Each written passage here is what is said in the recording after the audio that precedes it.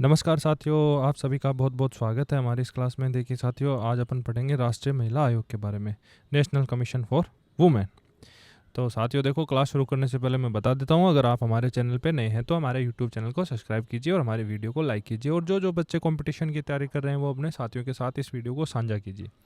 ठीक है साथियों, इस पे राजस्थान के जितने भी कंपटीशन के एग्ज़ाम है या स्टेट पीसीएस कहीं के भी कोई भी एग्ज़ाम है, उन सब के लिए हम आप सभी बच्चों को तैयारी करवाएंगे। जैसे ही टॉपिक कंप्लीट हो जाएगा उसके बाद में उस टॉपिक से रिलेटेड कम से कम टॉपिक के हिसाब से किसी टॉपिक के 50, किसी के 100, किसी के 150 आपको एमसीक्यू करवाएंगे। ठीक है, धन्यवाद साथियों। अब देखिए, अपन इस क्लास को शुरू करते हैं। पहले अपन पढ़ लेते हैं राष्ट्रीय महिला आयोग की पृष्ठभूमि के बारे में। अब देखिए, इसकी पृष्ठभूमि क्या है। स्वतंत्रता प्राप्ति 1947 के बाद महिलाओं की स्थिति में सुधार के लिए अनेक कानून बनाए गए, लेकिन व्यवहार में महिलाओं के साथ भेदभाव, हिंसा, दहेज, बाल विवाह और संपत्ति के अधिकार आदि की समस्याएं बनी रही। ये सारी स्वतंत्रता के बाद की ये सारी शिकायतें महिलाओं के साथ ये व्यवहार किया जा रहा था। इसी कारण केंद्र सरकार ने महिलाओं की स्थिति का अध्ययन करने के लिए विभिन्न विभागों और समितियों का गठन किया था। महिलाओं की स्थिति के लिए सबसे महत्वपूर्ण अध्ययन committee of the state of women in India द्वारा किया गया था, जिसका गठन 1971 में हुआ। इस समिति ने 1976 में अपनी एक रिपोर्ट दी थी। 71 में इसका गठन हुआ था और 76 में इसने अपनी रिपोर्ट प्रस्तुत की। उस रिपोर्ट का नाम था टुवर्ड्स इक्विलिटी इसने प्रस्तुत की। यह रिपोर्ट राष्ट्रीय महिला आयोग की स्थापना का एक सबसे महत्वपूर्ण आधार मानी जाती है। ये इसी रिपोर्ट्स के आधार पर इस राष्ट्रीय महिला आयोग का गठन किया गया। जरूरी हुई कि ये एक आयोग, इसके लिए महिलाओं के लिए एक आयोग का गठन करना बहुत ही ज़्यादा ज़रूरी है। अब इस देखो, ये रिपोर्ट के बारे में अपन देखते हैं। इस रिपोर्ट में बताया गया कि महिलाओं को संविधान के द्वारा समान अधिकार दिए गए हैं, ठीक है, लेकिन वास्तविक जीवन में वे समान अवसर प्राप्त नहीं कर पा रही है। उनके साथ महिलाओं के साथ अत्याचार बढ़ रहा है, कानून का सही पालन नहीं हो पा रहा है और यानी कि सीधी सी बात है, महिलाओं और पुरुषों के बीच में भेदभाव किया जा रहा है। इसलिए महिलाओं के अधिकार की निगरानी के लिए एक स्वतंत्र निकाय बनाने की आवश्यकता बताई गई। राष्ट्रीय प्रीफेक्सीय योजना, ये क्या है, 1988 से 2000 में national preparative plan of women की एक सिफारिश की गई। इसमें महिलाओं के अधिकारों की रक्षा के लिए एक स्वतंत्र राष्ट्रीय आयोग बनाया जाए। ठीक है साथियों, और इसके बाद में ये अधिनियम ये देखते हैं क्या है। राष्ट्रीय महिला आयोग की स्थापना हेतु संसद ने national commission for women act 1990 पारित किया। यह अधिनियम आयोग की स्थापना का कानूनी आधार है।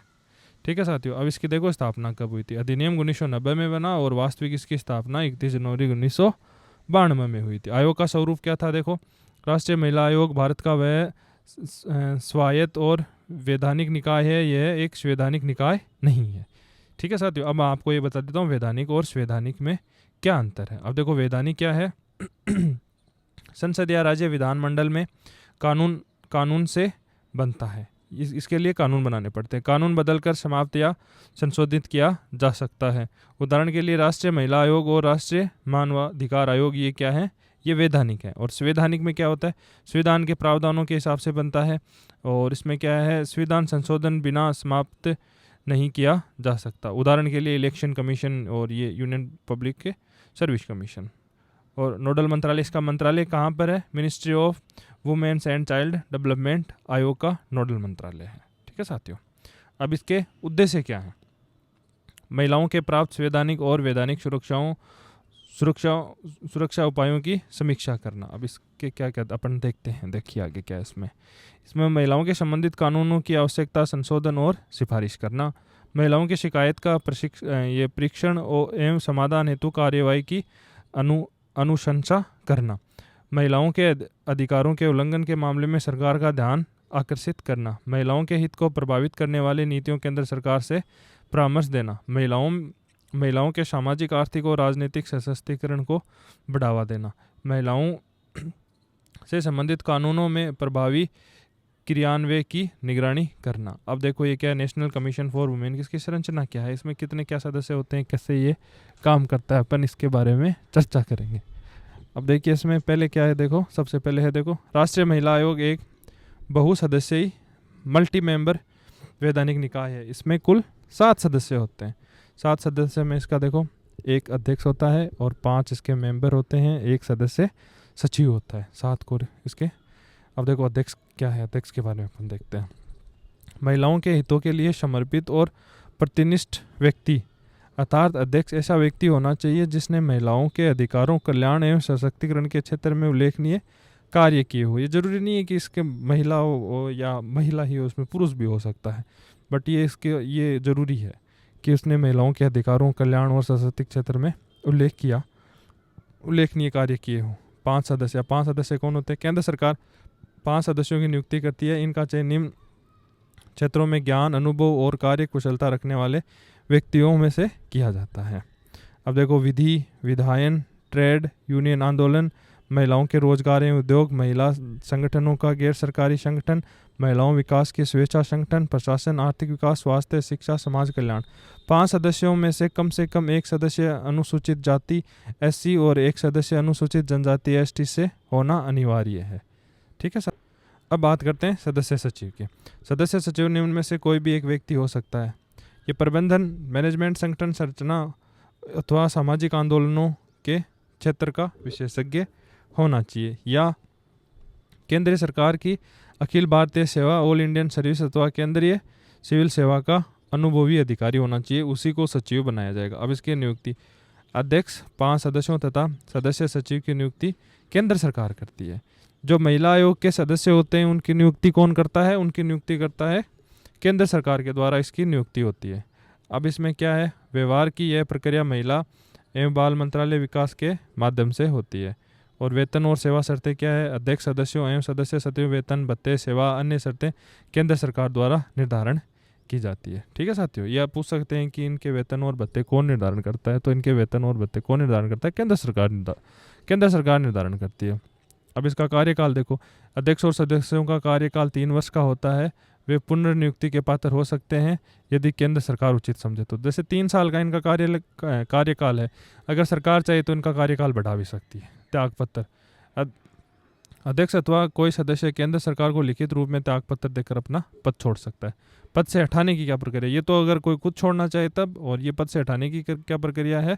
केंद्र सरकार के निम्न परिस्थितियों में अध्यक्ष या किसी भी सदस्य के कार्यकाल समाप्त होने पर उसे पहले हटा सकती है। जैसे 3 साल अगर पूरे नहीं हुए, अगर कोई रीजन की वजह से, केंद्र सरकार उन्हें खुद भी हटा सकती है। किन किन मामलों में केंद्र सरकार खुद हटाती है, उन मामलों के बारे में अपन अब चर्चा करते हैं। यदि वह दिवालिया घोषित हो जाए, यदि वह किसी ऐसे अपराध में दोषी सिद्ध हो जाए जो केंद्र सरकार की दृष्टि में नैतिक अदमता से संबंधित हो। अपने नैतिक कदाचार, कहा परीक्षा की भाषा में नैतिक अदमता और अधिक उपयुक्त शब्द है।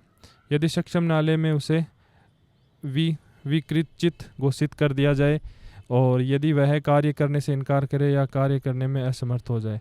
यदि वह आयोग के लगातार 3 बैठकों को बिना अनुमति उपस्थित रहे,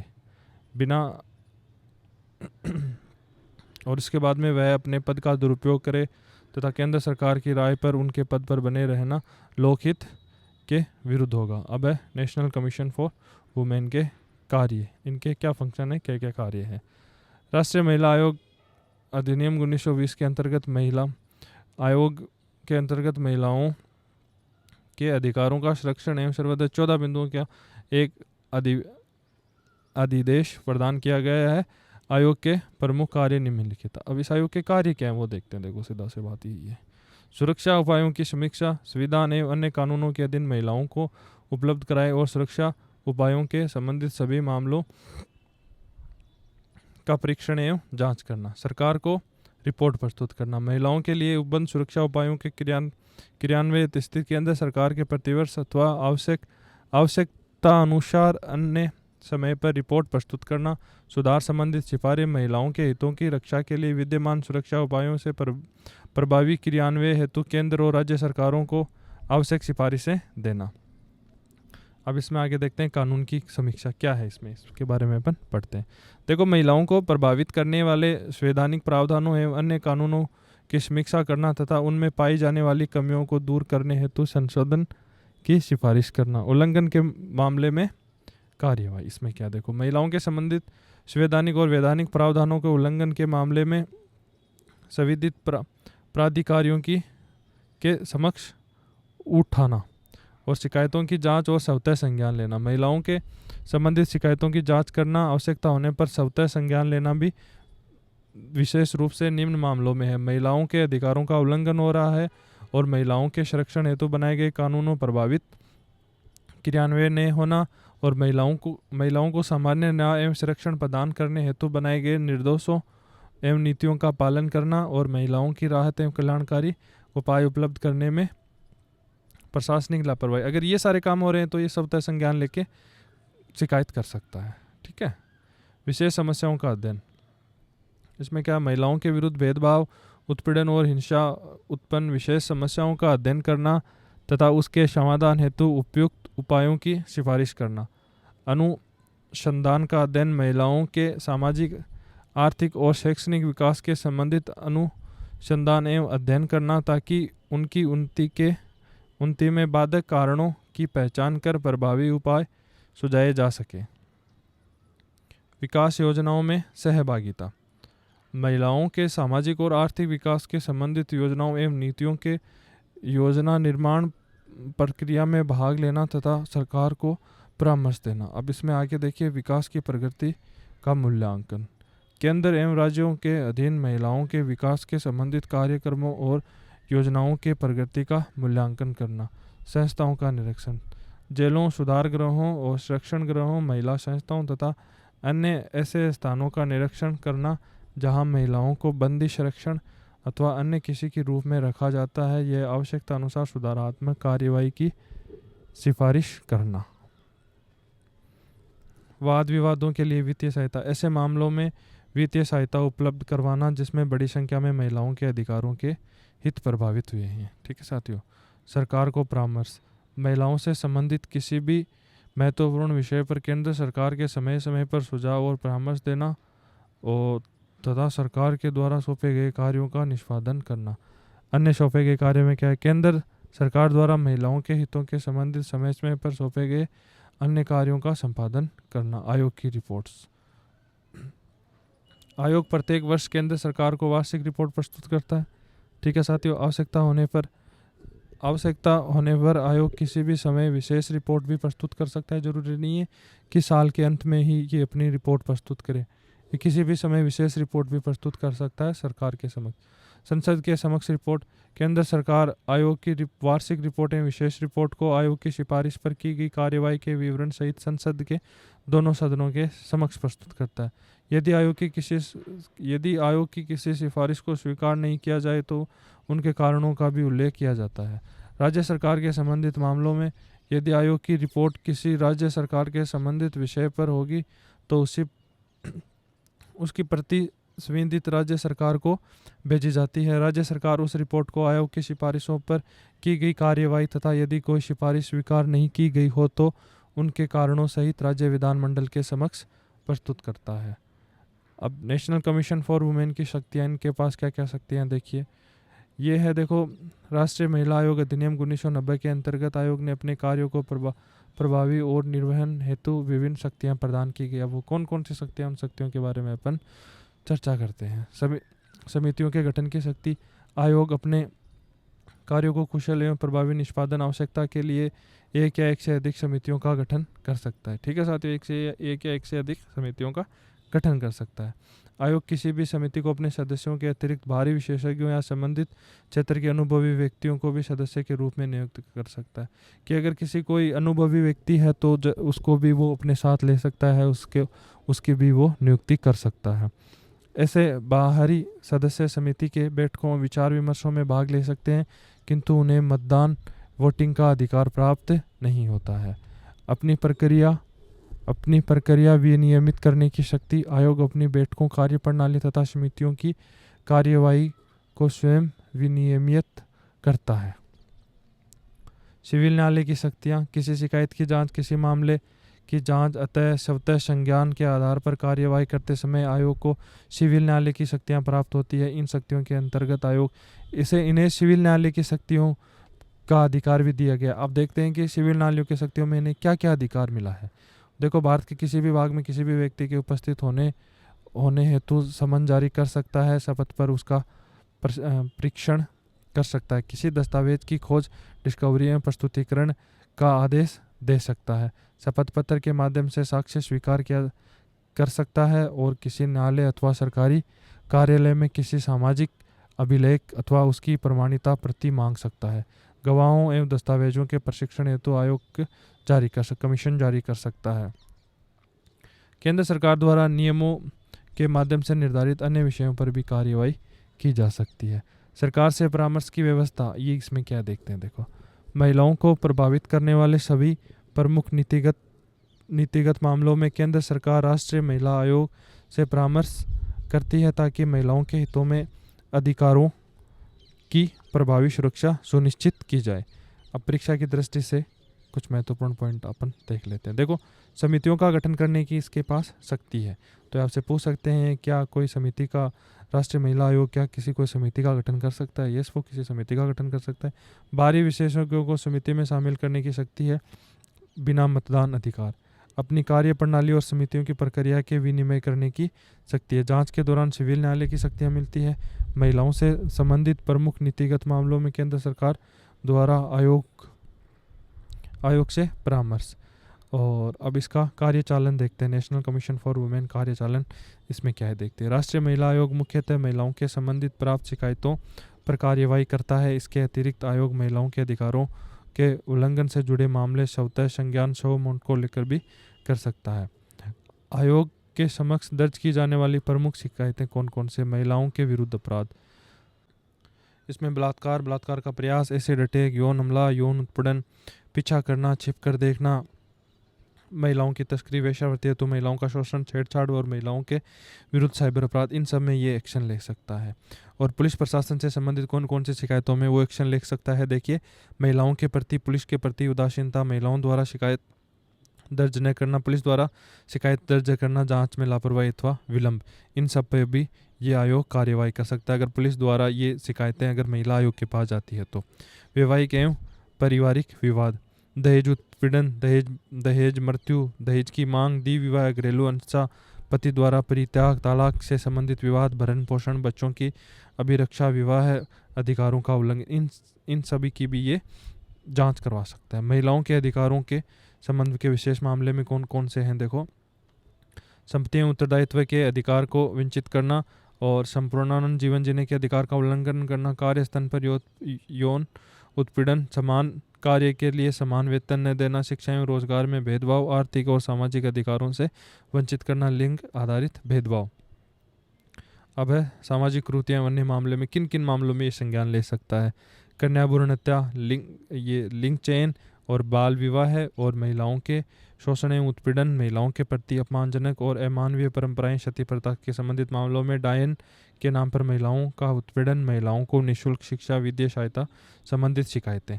अब आयोग शिकायतों पर आयोग द्वारा की जाने वाली कार्यवाही क्या है? अगर इन ऊपर जो अपन ने शिकायतें देखी हैं, अगर इनसे शिकायतें आयोग को मिली है तो आयोग उनके ऊपर क्या कार्यवाही कर सकता है, उन कार्यवाही के बारे में अपन अब बात करेंगे।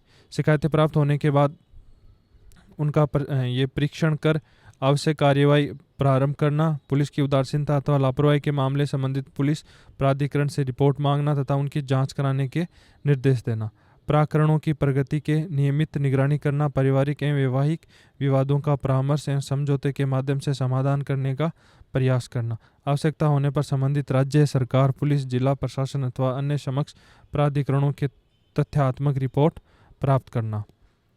इसके बाद में कार्यवाही में अनावश्यक विलंब होने पर संबंधित अधिकारियों को शीघ्र ही कार्यवाही करने के निर्देश देना, कार्यस्थल पर यौन उत्पीड़न, महिलाओं के विरुद्ध गंभीर अपराधों के मामलों में त्वरित कार्यवाही सुनिश्चित करने हेतु संबंधित प्राधिकरणों से समन्वय स्थापित करना, गंभीर मामलों की जांच के लिए आयोग द्वारा जांच समिति अथवा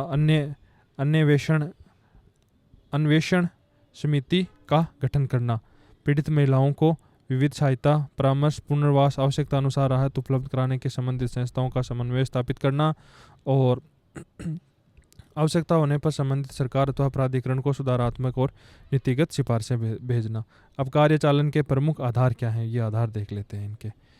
प्राप्त शिकायतों पर कार्यवाही करना, स्वतः संज्ञान लेकर कार्यवाही करना, जांच एवं तथ्य संग्रहण करना, परामर्श एवं मध्यस्थता, संबंधित प्राधिकरणों का समन्वय, गंभीर मामलों की जांच हेतु समितियों का गठन करना, पीड़ित महिलाओं को न्याय, विविध सहायता एवं राहत उपलब्ध कराने का प्रयास करना, शिकायतों के त्वरित एवं प्रभावी निस्तारण की निगरानी करना।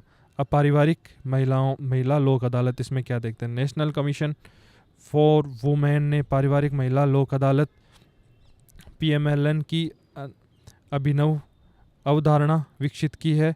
इसका उद्देश्य विवाह और पारिवारिक विवादों की त्वरित, सरल, सुलभ और सौंदर्यपूर्ण समाधान उपलब्ध कराना है। न्यायालय के लंबित पारिवारिक मामलों को शीघ्र निस्तारण करना सुनिश्चित करना। पारिवारिक महिला लोक अदालत की अवधारणा पर आधारित एक वैकल्पिक विवाद निवारण की व्यवस्था है। राष्ट्रीय महिला आयोग, गैर सरकारी संगठन NGOs, राष्ट्रीय महिला आयोग, राज्य विविध सेवा प्राधिकारों तथा अन्य पात्र संस्थाओं को पारिवारिक महिला लोक अदालत के आयोग हेतु वित्तीय एवं आवश्यक प्रशासनिक सहायता प्रदान करता है। पारिवारिक महिला लोक अदालत के उद्देश्य क्या है। महिलाओं को त्वरित और सुलभ, कम लागत वाला न्याय उपलब्ध करवाना। विवाह एवं पारिवारिक विवादों को सौंदर्यपूर्ण समझौते के माध्यम से समाधान करना। न्यायालयों में लंबित पारिवारिक मामलों को शीघ्र निस्तारण कर न्यायालयों पर बढ़ते भार को कम करना। जनता के बीच वैकल्पिक विवाद निवारण की व्यवस्था के प्रति जागरूकता बढ़ाना। लोक अदालतों के माध्यम से विवादों को शीघ्र और प्रभावी समाधान को प्रोत्साहन करना। औपचारिक न्यायिक प्रक्रिया के स्थान पर आपसी सहमति के मध्यस्थता द्वारा विवादों के समाधान को बढ़ावा देना। महिलाओं को न्याय वितरण प्रणाली में सक्रिय भागीदारी हेतु सशक्त बनाना। परिवारों में सौहार्द, सामाजिक समरसता और ये वैवाहिक संबंधों बनाए रखने का प्रयास करना। पारिवारिक महिला लोक अदालत की प्रमुख विशेषताएं क्या है। इसमें देखो, विवाह एवं पारिवारिक विवादों का समाधान पर विशेष बल देना और समझौते के मध्यस्थता पर आधारित प्रक्रिया, त्वरित, कम खर्चीला न्याय, सरल एवं अनौपचारिक व्यवहार, महिलाओं के हितों को प्राथमिकता देना, न्याय तक आसान पहुंच और सुनिश्चित करना, न्यायालयों में लंबित मामलों की संख्या कम करने में सहायता। तो धन्यवाद साथियों, इसी के साथ ये अपना टॉपिक कंप्लीट होता है। नेक्स्ट क्लास में नेक्स्ट